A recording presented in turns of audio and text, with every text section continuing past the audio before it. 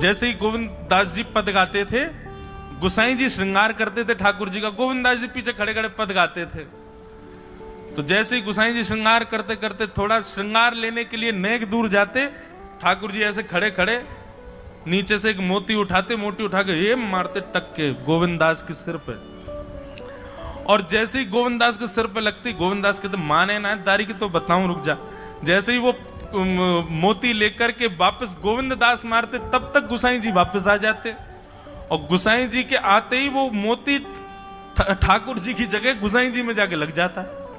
गोसाई जी कहते हे गोविंदा, तू ठाकुर जी को मोती मार रहा है। गोविंद दास बोले मेरो माथो देखियो, ये गुम्माटो फूल को ये आपके लाला ने मारो मोए। आपको लाला ऊधम मचावे वो ना दिखाई दे आपको, और मैं नेक कछु कह दूं सो मुंह पे चिल्ला रहे हो, मुंह पे बरस रहे हो, या समझा लो बहुत ऊधम मचावे ये। ऐसी लीला करते। गोसाई जी के नेत्रों में आंसू आ जाते, बोले गोविंदा तू कितनो भाग्यशाली, तेरे संग ठाकुर जी लीला करें। गोविंद दास के साथ ऐसी ऐसी लीला करते महाराज।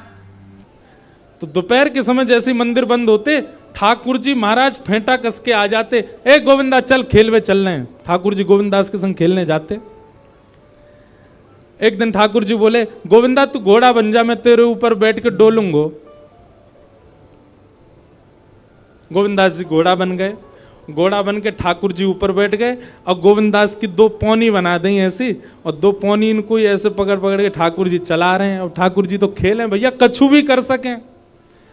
गोविंद दास के ऊपर बैठ गए और उसको चलाने लगे।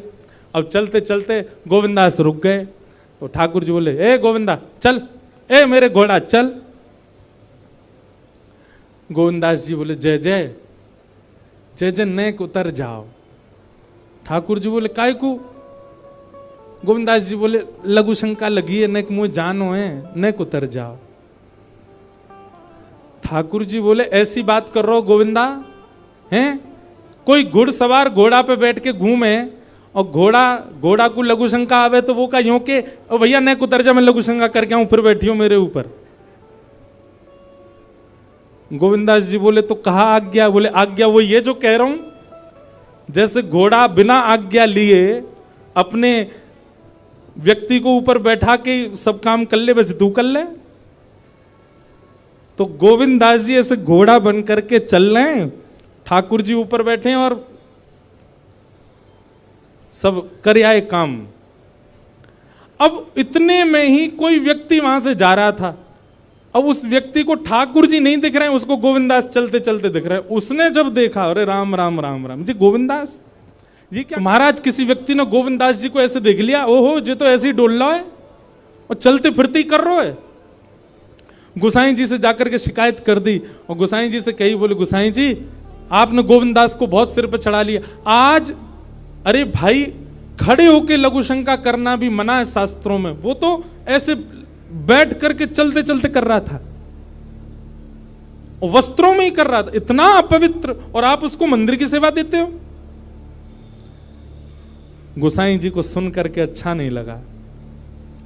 शाम को स्नान आदि करके दूसरे वस्त्र पहन करके गोविंदास आए। आकर के आपने गोसाई जी को प्रणाम किया तो गोसाई जी ने मुंह फेर लिया।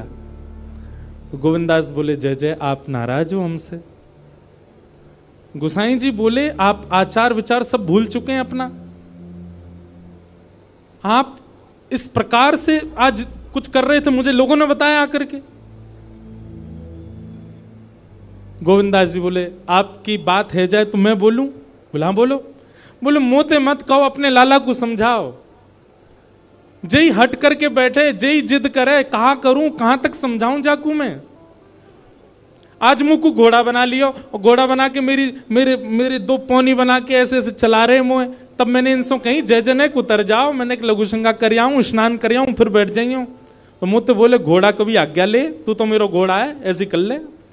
इनकी आज्ञा सो मैंने कियो, मैंने अपनी इच्छा सो नहीं कियो। नहीं मैं क्यों करूंगा ऐसा? गोविंद दास जी की बात सुनकर के गोसाई विठलनाथ जी इतने भावुक हो गए, इतने भावुक हो गए।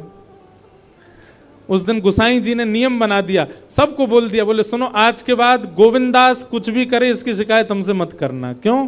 गोविंद दास अपनी इच्छा से कुछ नहीं करता, जय जय कराते हैं उससे, ठाकुर जी कराते हैं उससे। एक बार ठाकुर जी गोविंद दास से बोले ए गोविंदा। बोले हाँ, मेरो दाल बाटी खावे को मन हेरो है, तो दाल बाटी चूरमा। ठाकुर जी बोले ए गोविंदा, ऐसे ही बोलते थे, बोले मोए दाल बाटी खानी है।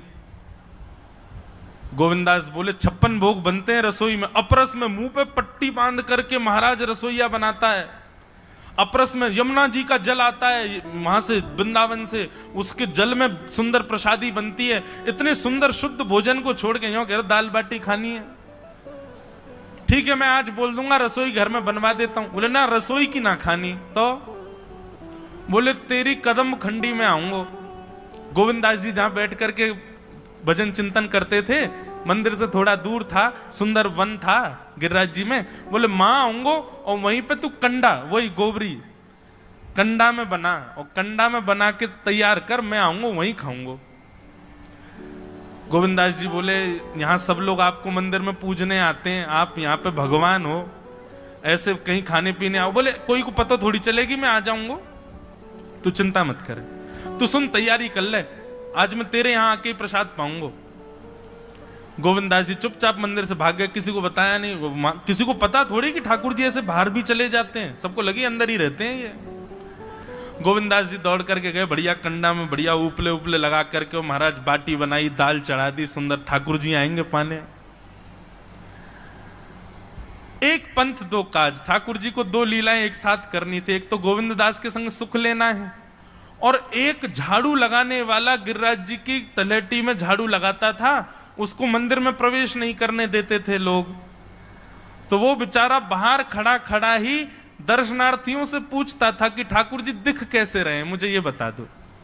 दर्शनार्थी आकर के बताते थे नीली ठाकुर जी ने बाघा पहना है, गले में मोतियों की माला है, मकराकृत कुंडल है, ऐसा टिपारा ठाकुर जी के सिर पर रखा है, और ऐसा ठाकुर जी का श्रृंगार है।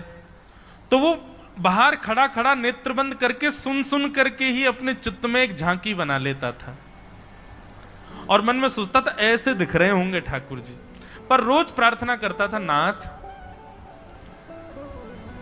मुझे लगता है इस जन्म में तो आप मुझे कभी नहीं दिखोगे, भगवान इस जन्म में तो मैं आपके योग्य नहीं हूं, पर मेरे पर बस इतनी कृपा कर दो कि अगला जन्म मुझे दीजिएगा, तो कुछ नहीं तो चेंटी बना देना, तो चेंटी बन करके मैं आपके 56 भोग में ही आ जाऊंगा, भीतर आके आपका दर्शन कर लूंगा, लेकिन मुझ पर अनुग्रह कर देना। ठाकुर जी उसके इस भाव से इतने रीझ गए। गोविंद दास को बोला था कि दाल बाटी खाने आएंगे, अब मंदिर बंद करके सब तो चले गए वहां से, सब लोग भोजनालय में भोजन प्रसाद पाने लगे। ठाकुर जी मंदिर से निकले अचक करके बाहर, गिरिराज पर्वत के ऊपर विराजते थे। जैसे ही बाहर निकल करके आए तो गिरिराज पर्वत के नीचे ही वही झाड़ू लगाने वाला उन नेत्रों से आंसू बह रहे थे। ठाकुर जी का चिंतन कर रहा था, आज ठाकुर जी ऐसे दिख रहे हैं, सिर पर चांदी का मुकुट पहना है, ठाकुर जी ने आज गुलाब का इत्र लगाया है, ठाकुर जी के ऐसे ऐसे मकराकृत ठाकुर जी के कटाक्ष, वो सब चिंतन कर रहा था। ठाकुर जी नीचे उतर करके जाने लगे, इतने में ही ठाकुर जी ने लीला करी और जोर जोर से ठाकुर जी चिल्लाने लगे, अरे जल्दी ते आइयो, देखियो मेरे पाम में कांटो लग गयो, अरे जल्दी ते कोई आओ या कांटे को निकारो, मुझको तो बहुत दर्द है रो है, अरे भैया जल्दी आओ जल्दी आओ। अब ये स्वर जैसे ही सुना उस झाड़ू लगाने वाले ने, उसके नेत्र खुल गए। उसने देखा, बोले कि ये स्वर कहां से आ रहा है। उसने जैसे ही नेत्र उठा करके ऊपर देखा, तियों की माला पहनी है, मकराकृत कुंडल पहना है, चांदी का मुकुट चमक रहा है मस्तिष्क पर, ठाकुर जी के केश घुंघराले लहरा रहे हैं, और ठाकुर जी अपनो एक पाम हाथ में पकड़ करके और एक पैर पर लंगड़ी जैसे खेलते हैं, ऐसे ठाकुर जी कूद रहे हैं यहां से वहां। नीचे से झाड़ू लगाने वाले लिखे, अरे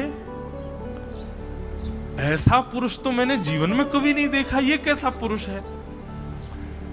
नीचे से ही ठाकुर जी को देखने लगा। अब स्वरूप उसको पता था, तो उसने कही ये जरूर ठाकुर जी होंगे, वहीं से प्रणाम करें। ठाकुर जी बोले प्रणाम कर रहा हूं, दारी के जल्दी ऊपर आ, कांटो लगो मेरे पाम में, या को निकार। बोलने लगा, बोले मैं ऊपर नहीं आ सकता, गुसाई जी मारेंगे, सब लोग डांटेंगे मुझे। अरे नहीं गुसाई जी ऐसे कुछ ना के, ये सब तो बाहर के लोगों ने नियम बना दिए, मैं तो सबसे मिलूं, तू आजा जल्दी ऊपर। जैसे ही ऊपर गया, ज्यों-ज्यों ठाकुर जी के समीप जाए, त्यों-त्यों उसके नेत्र सजल होते जाएं। ठाकुर जी के बिल्कुल समीप पहुंच गया, भगवान बोले देख काई को रो भैया, जल्दी कर, मेरे पाम में कांटो लगो या को निकार। जिन चरण कमलों के स्पर्श के लिए सदा लक्ष्मी लालायित रहती है, ठाकुर जी ने उसकी गोद में अनायास अपने चरण रख दिए। बोले जल्दी कांटो निकार, कांटो लग गो मेरे पाम में। अब वो ठाकुर जी के सुंदर तलवों को अपने हाथ से ऐसे देख रहा है, ढूंढ रहा है कहां कांटा लगा है, कहीं उसको कांटा मिल गया। अब इतने कोमल चरण ठाकुर जी को, उसके नेत्रों से आंसू भी गिरते जा रहे हैं, भाव विह्वल होता जा रहा है। मेरे सौभाग्य की सराहना, ठाकुर जी के इतने समीप। कांटा निकालने के लिए बार बार अपने अंगूठे से खींचे, लेकिन कांटा नहीं निकले। ठाकुर जी बोले अरे जे हाथ ते ना निकलेगो। उसने पूछा कैसे निकलेगा? बोले अरे मेरो पाम पकड़ के अपने मुंह के पास ले जा और दांतन से निकाल, तब निकलेगो ये। आहा, कितनी कृपा की ठाकुर जी। कृपा की न होती जो आदत तुम्हारी, तो सूनी ही रहती अदालत तुम्हारी। जो दीनों के दिल में जगह तुम न पाते, तो किस दिल में होती हिफाजत तुम्हारी। कृपा की न होती जो आदत तुम्हारी, तो सूनी ही रहती अदालत तुम्हारी।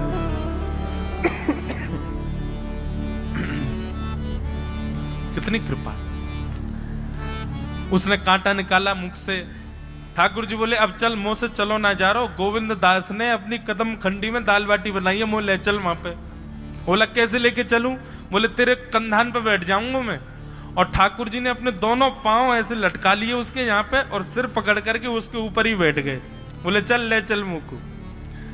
वो तो महाराज बेहोशी सी हो रही है, उसको विश्वास ही नहीं हो रहा ठाकुर जी मेरे संग इतनी बड़ी लीला कर रहे हैं।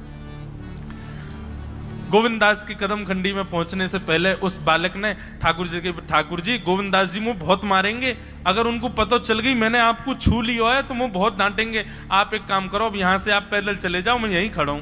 ठाकुर जी बोले यहीं खड़ो रही हो, तेरे काजी दाल बाटी लेके आऊंगा मैं। ठाकुर जी पहुंच गए गोविंद दास के पास। आहा, जो ठाकुर जी अचल दिखते हैं सबको मंदिर में, वो सचल दिखते हैं गोविंद दास को। कितनी बड़ी कृपा।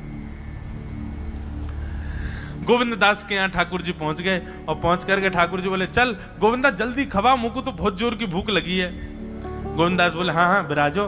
सुंदर व्यवस्था कर दी। ठाकुर जी बैठ गए, और बैठ करके सामने पत्तल पर महाराज बाटी रखी, दाल रखी, चूरमा रखी, चटनी रखी, सब बढ़िया सुंदर सजा दी। अब ठाकुर जी पा रहे हैं, प्रेम से पाते जा रहे हैं, और पाते पाते बीच में गए और ला, और जल्दी ला, भूख लग रही है मुझको। गोविंदास बोले पहले इनको तो खा लो। अरे ना है तू जाने ना है मंदिर में मेरो भूख कैसे लगे? थाली में 2 रोटी और ये सब्जी, इनते मेरो पेट थोड़ी भरे। मेरे सामने तो सबरी सामग्री धर दो, मेरो जो मन होगा मैं उठा उठा के पाते जाऊंगा। अरे गोविंदा जल्दी जल्दी लेके आ। अब गोविंद दास जी पीछे मुड़ करके बढ़िया सुंदर बाटी वाटी सेके। इतने में ठाकुर जी क्या करें, एक बाटी तो खा जाएं और दूसरी बाटी उठा के अपनी जेब में धरते जाएं। वो संग आयो वाक्य काजी लेके जानी है। अब तुम्हारा ठाकुर जी खाते जाएं, भरते जाएं, खाते जाएं, भरते जाएं। गोविंद दास बोलो ठाकुर जी ये तो मैं मानूं कि आपकी खुराक बहुत है, पर इतनी ज्यादा है ये मुझको विश्वास नहीं है रहा है। क्यों हैं? 56 बाटी खा गए हो अब तक आप? अरे कोई तुकना है, पेट है कि समुद्र है, कुआ है, कहा है आपको? ठाकुर जी बोले अच्छा दारी के ऐसे बोले, चलो जाऊंगा मैं। अरे नहीं जय आप तो पाओ। ठाकुर जी तो जेब में भरते जा रहे थे। अब ठाकुर जी का पेट भर गया। ठाकुर जी बोले चल भैया गोविंदा अब पेट भर गया, नेक देर हम एक पेड़ के नीचे बैठ के नेक सुस्ताए लें, फिर बाकी बाद मंदिर में जाएंगे। 4 बजे मंदिर खुल जाएगा दर्शन देने। जैसे ही ठाकुर जी खड़े भये महाराज, सोई उनकी पीतांबरी फैल गई। पीतांबरी फैली। गोविंदास बोले जय ये बाटी खाए के आप इतनी जल्दी मोटे कैसे है गए? ये पेट आपको है तो सही, लेकिन ये इतना चौड़ो कैसे है गो? और पेट कोई खावे तो वो आगे की तरफ निकल रही है, ये कोने में कैसे निकल रहा है? ये दोनों तरफ पेट बाहर कैसे आ रहा है आपको? ठाकुर जी बोले ना कछु ना कछु, नहीं नहीं नहीं दिखाओ। अब तो महाराज गोविंददास ने पकड़ के जैसे ही पकड़े तो अंदर से बाटी निकल आई। जे बाटी कौन के काजे भर के ले जा रहे हो? सही सही बताइयो लाला, कौन के काजे? कोई और सखा बना लियो तुमने मेरे अलावा? गोविंददास जी बाहर गए, बाहर जाकर के देखा तो एक वृक्ष के पीछे वो झाड़ू लगाने वाला बैठा था। अच्छा, तो अब जे आपको सखा बन गए, जे आपको मित्र है गयो, या के काजे बाटी भर के ला रहे हो? ठाकुर जी कहे अच्छा अरे भैया ठीक है, अब तू सबंत कह मत दियो कि मैं यहाँ के संग आयो, यहाँ के संग खेलूं। अरे बेचारो बड़ो प्रेम करे मोते, ये भूखो बेचारो, मैंने सोची यहाँ के काजे बाटी ले चलूं। गोविंददास जी के चित्त में एक क्षण के लिए तो ये भाव आ रहा है कि ठाकुर जी कितने प्रेमी हैं, लेकिन बाहर से कैसा दिखा रहे हैं? बोले स्वयं ने इतने सारे ग्रंथ निर्माण करा दिए, 4 वेद लिखवा दिए, उन पुराणों में शुद्धि, पवित्रता, अपरसता, सबके इतने नियम बना दिए, और खुद क्या कर रहे हो? हैं? कोई के सिर पर बैठ के घूम रहे हो, कहीं जा रहे हो, कछु भी खा रहे हो? ठाकुर जी बोले अब ये सब नियम तो मानवन के लिए है ना, हम तो जय जय हैं, हम थोड़ी करेंगे इन नियमन को। बोले चुपचाप चलो और आचमन करो, शुद्धि करो, तब जाइयो मंदिर में। वहीं गोविंद कुंड के पास में गोविंददास जी ने जबरदस्ती ठाकुर जी बैठा दिए। बोले हाथ में जल लो। ठाकुर जी जल लेकर के बैठे। बोले अब करो अपवित्र पवित्रो वा सर्वावस्थांगतो पिवा। ठाकुर जी आचमन कर रहे हैं, अपनी पवित्र कर रहे हैं ऊपर से लेकर नीचे तक।